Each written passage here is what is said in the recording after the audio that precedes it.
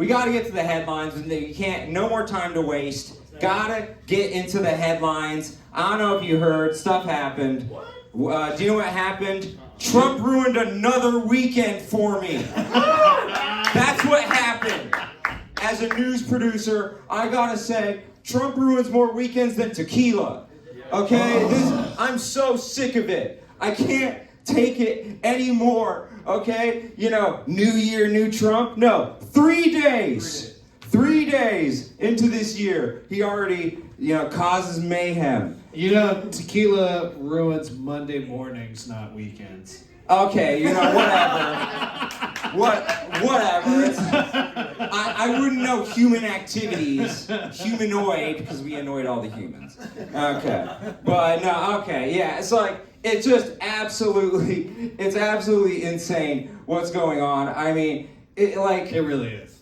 Okay, first of all, this is the issue with the media. They have Chicken Little syndrome, okay? They think the sky is falling at all times. And they're like, oh my God, this is the craziest shit ever. And Trump's like, hold my beer. You're gonna forget today. By tomorrow. Okay, we had a whole show planned around Trump moving millions of Gazans to Somaliland. In any other administration, that is years of controversy. It didn't even last 24 hours. It's incredible. What? Didn't even last 24 hours. And do you want to know why, Steve? Nobody wanted to go to Somaliland? Yeah. Yeah, exactly. Low budget Disneyland? Yeah. Well, I don't know if you heard, but we invaded Venezuela. What? Yeah. We invaded Venezuela, boots on the ground. We captured their leader, and we should have seen it coming when our Secretary of Defense became our Secretary of War. It's a bad sign. Yeah. Pete Hegseth cannot defend, he can only assault. Okay? He really can't defend himself. He was the bully on the volleyball court? Yeah. So, we invaded, captured Maduro. Not a single service member lost. Not a single service member lost. So the Venezuelan military are like stormtroopers in Star Wars? Yeah, I know. They are James Bond henchmen, apparently. They got a 0 in a war. Have you ever heard of that? No. I mean, bagel. Venezuelan bagel. Double blue Tarski. Did that injure anyone? Yeah. You got 0 kills. That's incredible. There are people drive-bying in South Central. They hit kids. How do you get 0? That's amazing. They shot so bad they got an own goal. It was just, my God. 0. Oh my God. So we captured the leader. I want to know real statistics on this. Is there 40 of them in the compound? Is there 100 special ops guys? So we destroyed all of their military operations. All of it. We blew it all up. And they got none of us. 0. That is just... we smoke bombed them and they just didn't know what to do. Yeah, they were very, very prepared. But we captured the leader, right? All right. So we captured him. We captured Maduro. And it's amazing because we took him to USS Iwo Jima and we have him blindfolded. And he's holding a water bottle. And that's the picture. And he looked like Saddam Hussein. Spitting image of Saddam Hussein. It was remarkable. That's why I call him Mexican Saddam. Supreme Saddam, because he comes with sour cream. Oh, great, Mexican Saddam. Well, I want to feel bad for Maduro. But he literally had a speech where he taunted Trump, and he said, "Come and get me. Trump's a coward." Well, he messed around and found out. He really did. Oh my goodness.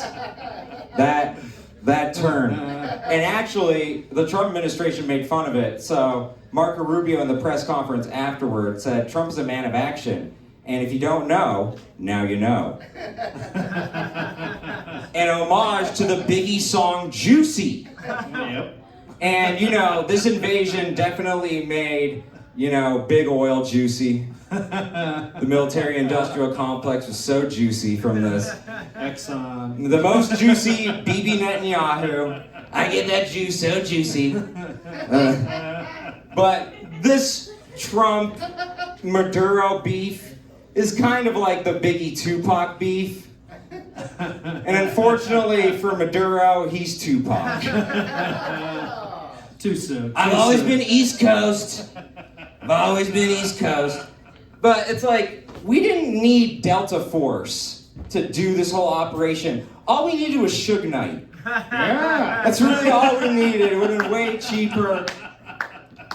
That's just incredible. Now, of course, I'm the only conservative in my family, so I get a call from my mom. Are you happy with your vote?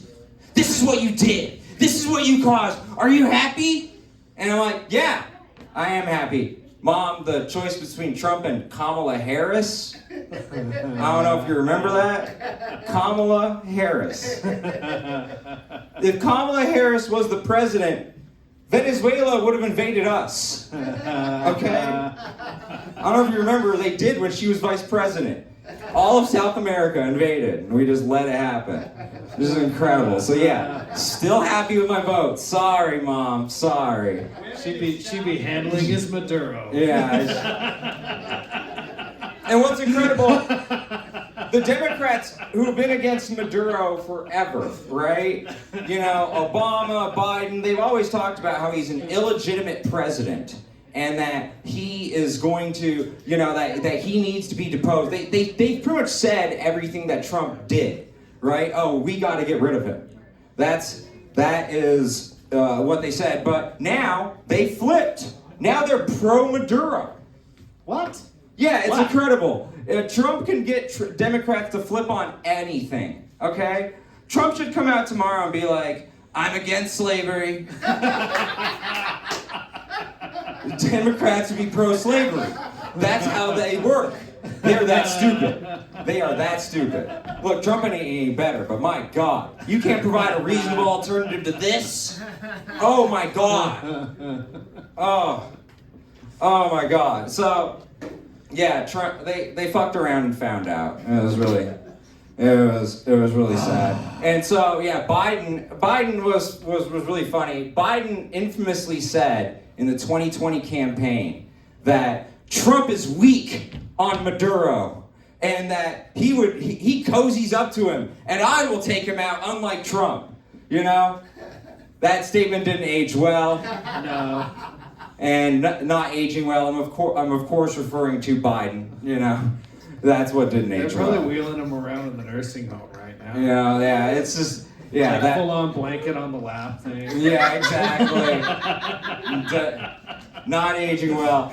And staring out a window. So he's going to be deposed to Southern District of New York. That's where he's going to be tried in court. And because of that, Zohran Mamdani chimed in, and you're going to be shocked. He's pro-dictator. What? Yeah. These communists? Yeah, these commie dictators sticking together. And so he had his recent inaugural speech, Zohran Mamdani. He just got into New York City mayor, right? And he said to New Yorkers that he's gonna free them from the rugged individuality of capitalism, and he's gonna provide them the warmth of collectivism. Ew. Warmth of collectivism. What is that commie gobbledygook? What does that mean? Warmth of collectivism. Good stuff. The warmth of collectivism is when hobos stand around a fire. Okay? Sharing a can of soup. Yes. Exactly.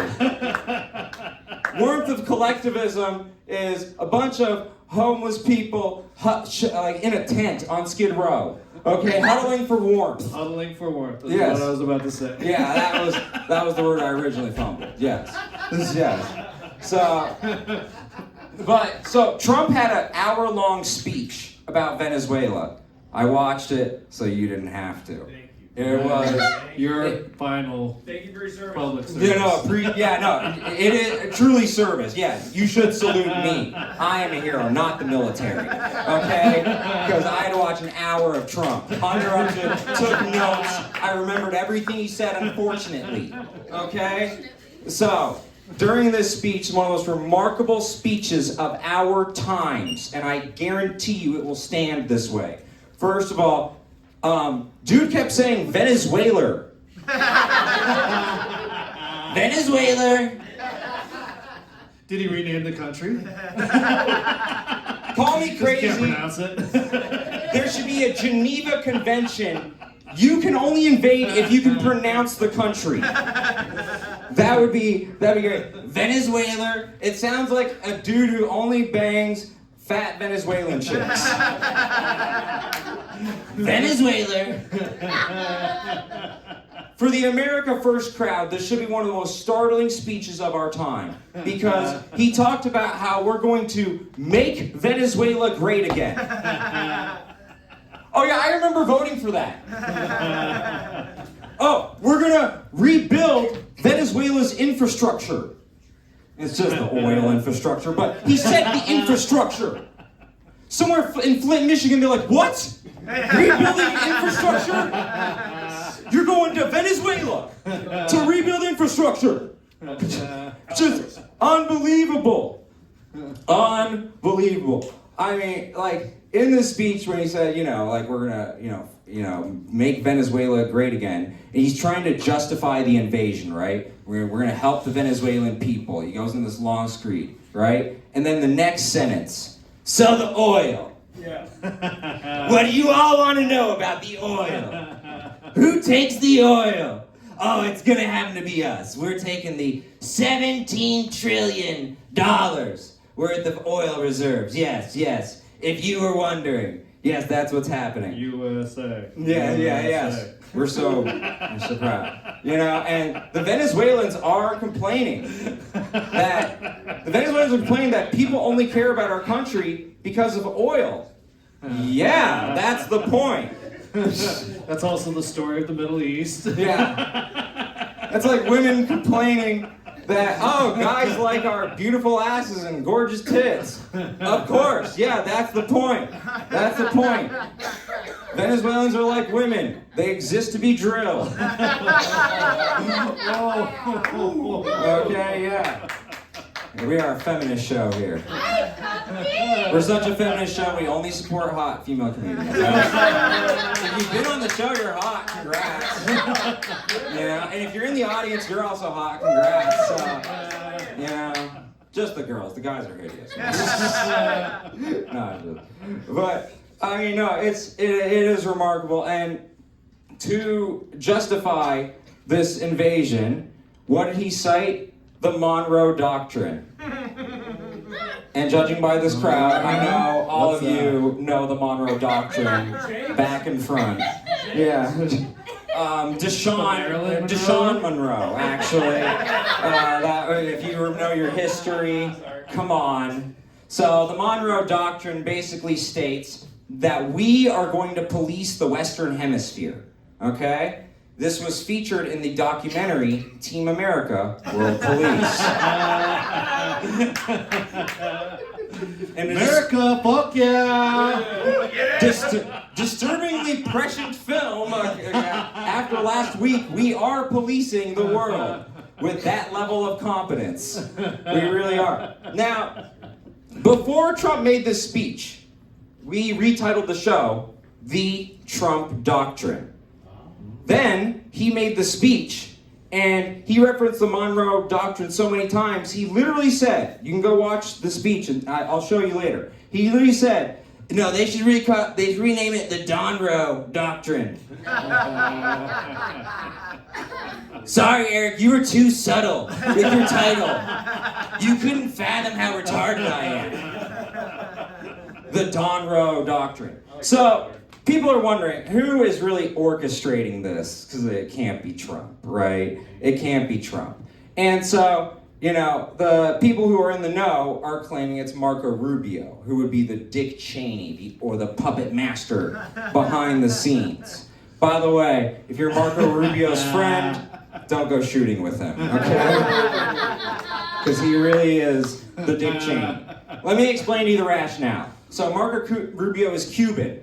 He is Cuban, and so, just like they accuse my people, the Jays, of caring about Israel, right? He is Cuban. He does care about Cuba and overthrowing their government, right? And so if you want that to happen, you need the domino to fall of Venezuela. Because Venezuela is more important than Cuba. Because Venezuela has oil, whereas Cuba is just an island of garbage. I learned that by watching Kill Tony. Just an island of garbage. So you would need that domino to fall, because then you would elicit the Monroe Doctrine, where we have to care about every single thing in the Western Hemisphere, and then we would get entangled into Cuba. To the point where, during this hour's speech, they asked Donald Trump about Cuba. They did. And his word-for-word response was, "Yeah, Marco, I think you wanted to talk about that, right?" No way, bro. No, you didn't just do that. Even Marco was like, "Don't blow the cover." So Marco Rubio goes up there, and he actually is pretty subtle about it, and he gives a very, eloquent response. And then Trump goes up there and he's like, "Yeah, so we're probably going into Cuba." Most likely, And so, oh my God, this is bad. This is bad. So, I think I know how that conversation between Marco Rubio and Donald Trump went. I really think I do. So, playing our Secretary of State, who is poised to run for president in 2028, Marco Rubio, is going to be my sidekick, Steve the Plumber, Steve Richardson, and playing Donald Trump, the recipient of the FIFA Peace Prize. Just so you remember, the recipient of the FIFA Peace Prize, Donald Trump, will be yours truly. Yours truly. So, all right, I need to see my Secretary of State. Marco! Yes, Mr. President? You're supposed to respond polo. Executive order, if you don't respond polo when I say Marco, I'm deporting your ass. Go out of the room, let's try this again. All right, hey Susie, my campaign manager, watch this. Marco! Polo! Good boy. Good boy. So Marco, I called you in here because Democrats are talking shit. Okay? I'm sick of it. Democrats are saying that I'm a lame duck president, that I have no power, that we're gonna get smoked in the midterms. You know who's a lame duck president, Marco? No. Polo, I'm gonna deport you. Fuck, I missed that one. Don't break character, Marco. Polo! Shit. You are Marco Rubio. So, you know who's a lame duck president, Marco? Nicolas Maduro. Moved on him like a bitch. Okay? Grabbed him by the pussy. You know it's an invasion, right? You put boots on the ground, that's an act of war. Details, schmeetails. Who gives a shit?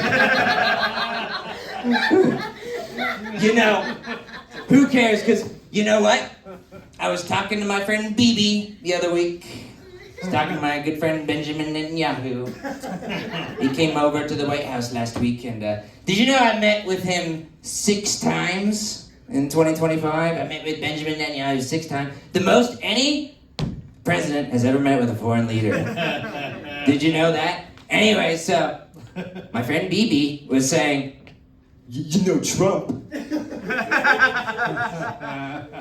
You know Trump, you could be a wartime president, and then people would actually like you. You know, I think it's a good move. You know, when October 7th happened, we just kept letting it happen. We were like, 12 hours? That'll give us 12 months. I think it's a good move. So, I think it's a good move. I am gonna listen to Bibi, and we're gonna invade Venezuela. What do you think, Marco? Polo. Nailed it, okay. Mr. President, to be a wartime president, you need to be attacked, not attack. Again, details. Details. This might be tricky, but we did endorse their recent election and a free and fair, and their politics complicate the matter. Again, details. Why are you such a bitch? I tell you this all the time as my Secretary of State. Don't be a bitch. Well, Mr. President, to justify the invasion, we could cite the Monroe Doctrine. What's that? Foreign policy stating we control the Western Hemisphere and we get to police half the world. I get to control half the world? My pussy has never been wetter. Hey, you know what? On the way back from Venezuela, we can hit Cuba. It's on the way. Oh, that's great. It's just like hitting Buc-ee's on the way back from Austin. That's a good move. So, end scene. Steve, what do you... Thank you. Steve, what do you think of my theory? It sounds like you might be a little paranoid, or... Or it's Eric Abbenante versus the world! You guys are the best.